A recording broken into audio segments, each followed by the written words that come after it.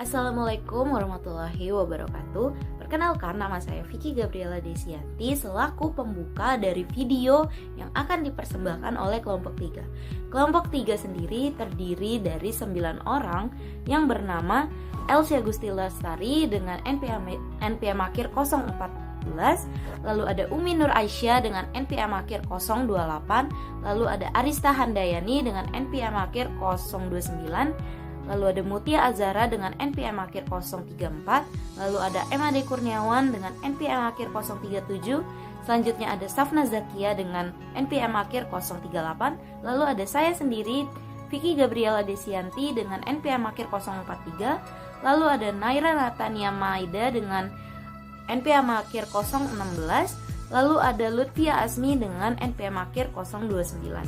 Hari ini kelompok saya akan mempresentasikan tentang Uni Eropa, studi kasus regional yang maju. Jadi, selamat menyaksikan. Apa sih perjanjian integrasi regional itu?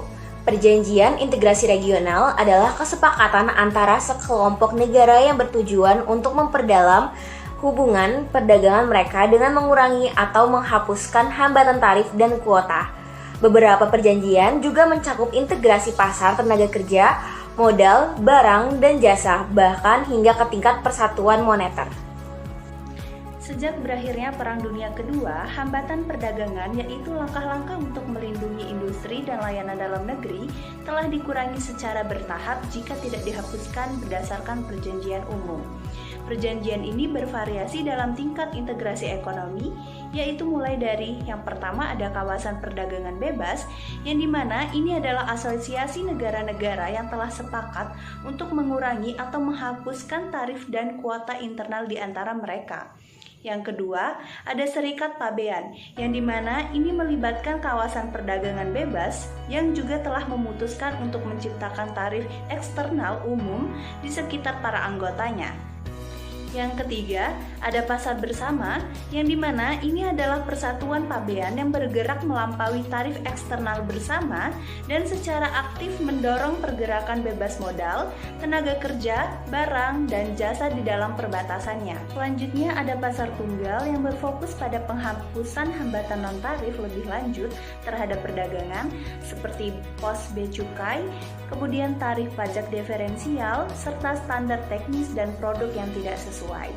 Yang kelima, ada persatuan ekonomi atau moneter memperkenalkan langkah-langkah di antara negara-negara anggotanya untuk menyatukan indikator utama seperti inflasi, suku bunga, serta pembatasan utang dan defisit pemerintah sebelum koordinasi kebijakan ekonomi dan fiskal. Yang terakhir, ada tekanan untuk persatuan politik yang dimana ini mungkin timbul dari persyaratan untuk mengkoordinasikan ekonomi negara-negara anggota dan untuk memastikan akuntabilitas demokratis. Baik, materi selanjutnya yaitu perkembangan Uni Eropa dan kebijakan ketenagakerjaan.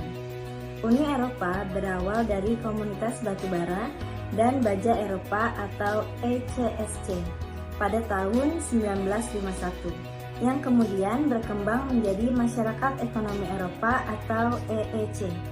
Melalui Perjanjian Roma pada tahun 1957, dengan semakin berkembangnya Uni Eropa, kebijakan ketenagakerjaan menjadi penting untuk mendukung integrasi yang lebih erat. Alasan utama kebijakan ketenagakerjaan dalam Uni Eropa meliputi yang pertama yaitu mobilitas tenaga kerja, yaitu memastikan hak jaminan sosial, pengakuan kualifikasi, dan manfaat kesejahteraan dapat ditransfer antar negara anggota. Yang kedua yaitu pencegahan sosial dumping, yaitu penyelarasan hak pekerja diperlukan agar perusahaan tidak memindahkan produksi ke negara dengan standar ketenagakerjaan lebih rendah. Lalu yang ketiga ada restrukturisasi ekonomi, yaitu mengurangi dampak negatif dari integrasi pasar terhadap pekerjaan dan pengangguran. Lalu yang keempat ada meningkatkan kepercayaan pekerja dan serikat buruh, yaitu agar integrasi ekonomi tidak hanya menguntungkan bisnis tetapi juga pekerja. Yang kelima yaitu ketidakseimbangan ekonomi antar wilayah. yaitu dibutuhkan dana struktural seperti dana sosial Eropa untuk membantu menyelaraskan standar hidup di seluruh kawasan Uni Eropa. Lalu yang terakhir ada tekanan konvergensi Maastricht, yaitu kriteria Maastricht dalam mendukung zona euro memberikan tekanan pada pengeluaran publik yang berdampak pada jaminan sosial dan kesejahteraan. Baiklah, selanjutnya yaitu ada model sosial Eropa atau sebuah konsep yang menyeimbangkan antara pertumbuhan ekonomi dan keadilan sosial. Model ini berfokus pada perlindungan hak-hak pekerja, peningkatan kondisi kerja, dan menjamin kesempatan yang sama bagi semua orang. Kesehatan dan keselamatan di tempat kerja menjadi prioritas utamanya, bersama dengan upaya mengatasi dampak negatif dari persaingan usaha yang tidak sehat. Selain itu juga, model sosial Eropa mengedepankan sistem perlindungan sosial yang universal dan berkelanjutan. Ini mencakup jaminan sosial, layanan kesehatan, serta pensiun yang adil dan merata untuk seluruh warga negaranya.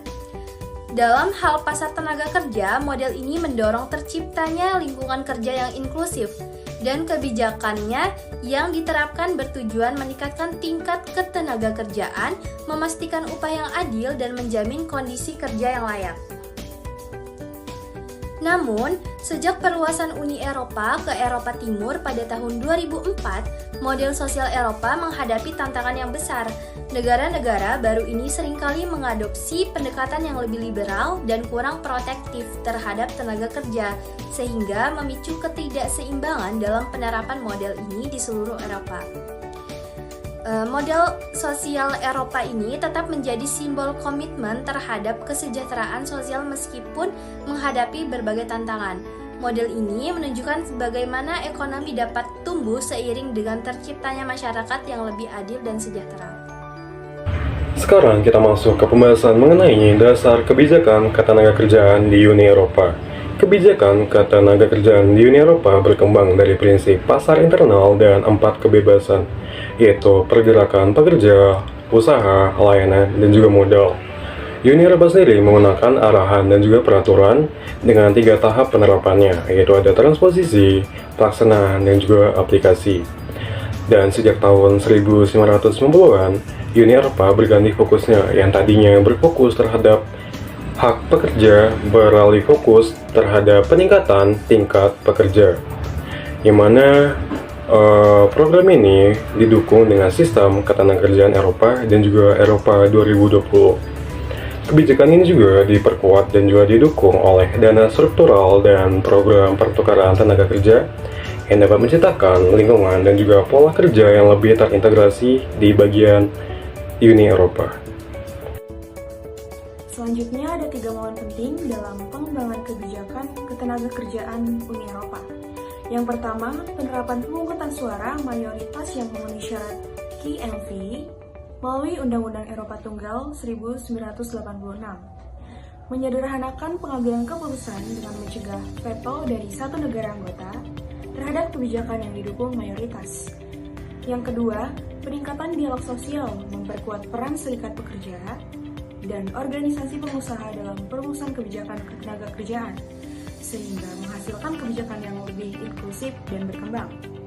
Dan yang ketiga, pengembangan strategi ketenagakerjaan Eropa sebagai respons terhadap meningkatnya pengangguran akibat integrasi ekonomi, menciptakan pendekatan yang berkoordinasi dalam mengatasi tantangan ketenagakerjaan di seluruh Uni Eropa.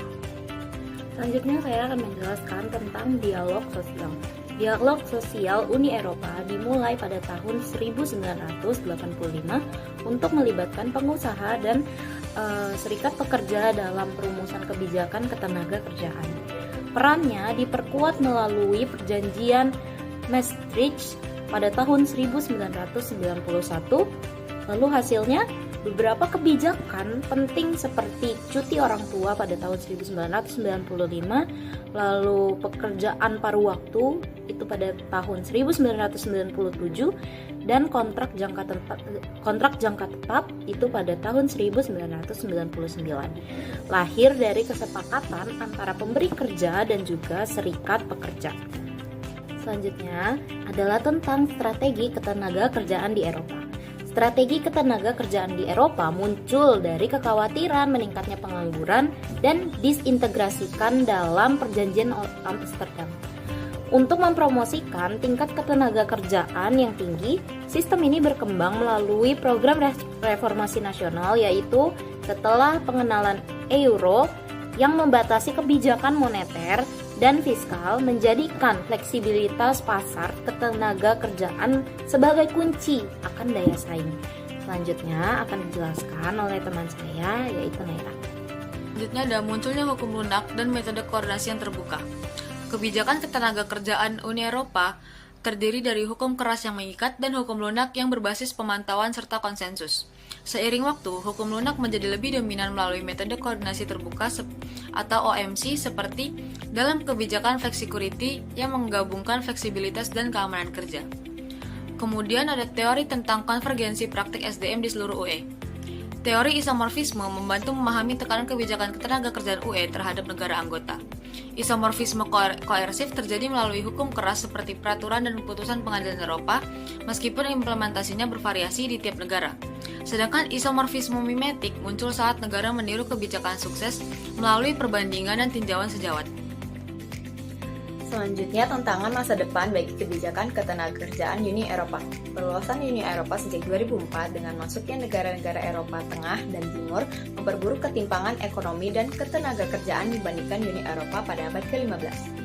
Banyak pekerja dari negara baru bermigrasi ke Eropa Barat, sementara pemerintahan sayap kanan memperkuat kebijakan neoliberal. Keputusan ACG dalam kasus Viking, Laval, Rufford, dan Luxembourg menunjukkan bahwa hak penguasa lebih diutamakan dibanding hak serikat pekerja, memperburuk trilema hak-hak Uni Eropa terkait kebebasan tenaga kerja, non-diskriminasi, dan hak berserikat. Kemudian kesimpulan dari kelompok kami adalah tingkat integrasi regional bervariasi dan semakin dalam integrasi ekonomi, semakin besar kebutuhan akan langkah-langkah ketenaga kerjaan untuk melindungi pekerja dan mendukung mobilitas tenaga kerja. Di Uni Eropa, berbagai regulasi telah diterapkan, termasuk pengakuan kualifikasi, perlindungan jaminan sosial, dan hak minimum pekerja.